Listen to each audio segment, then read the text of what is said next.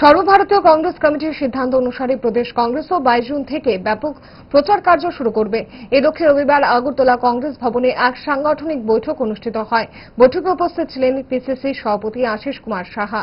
অন্যান্যদের মধ্যে ছিলেন দলের জেলা সভাপতি, ব্লক সভাপতি এবং শাখা সংগঠনের প্রধানগণ। প্রদেশ সভাপতি জানান, 22 জুন থেকে রাজ্য জুড়ে একযোগে ব্লক স্তরেও বাড়ি বাড়ি প্রচার কর্মসূচি চলবে। প্রচার সূচির মধ্যেও থাকছে জাতি গণনা, পেহেলগাঁও কাণ্ড, পাকিস্তানের সঙ্গে যুদ্ধ, আমেরিকার প্রেসিডেন্টের নির্দেশে প্রধানমন্ত্রীর যুদ্ধবিরতিতে সম্মতির ঘটনা, বেকারত্বের, নারী ক্ষমতায়নের প্রতিশ্রুতি ভঙ্গ, রাজ্যে আইন শৃঙ্খলা অবনতি, দ্রব্যমূল্য বৃদ্ধি ইত্যাদি বিষয়গুলিকে তুলে ধরে প্রচার পুস্তিকা বাড়ি বাড়ি পৌঁছে দেওয়া হবে।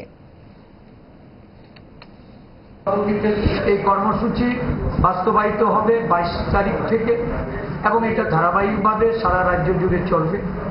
এই কর্মসূচিতে আমরা একটা প্রচারপত্র তুলে ধরব।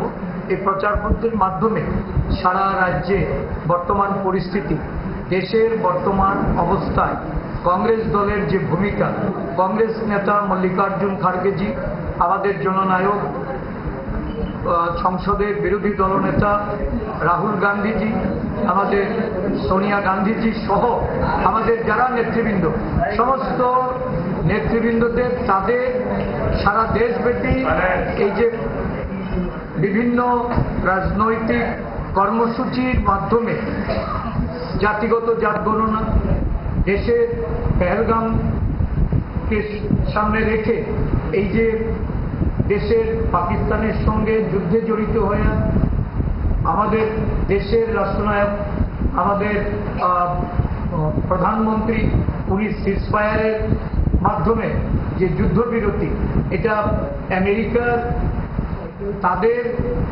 রাষ্ট্রপ্রধানের তাদের ধমককে ওনাকে এই সিজফায়ারের সম্মতি দিতে হয়েছে বা বাধ্য হয়েছে। এই বিষয়বস্তুগুলি আমরা জনসম্মুখে তুলে ধরব।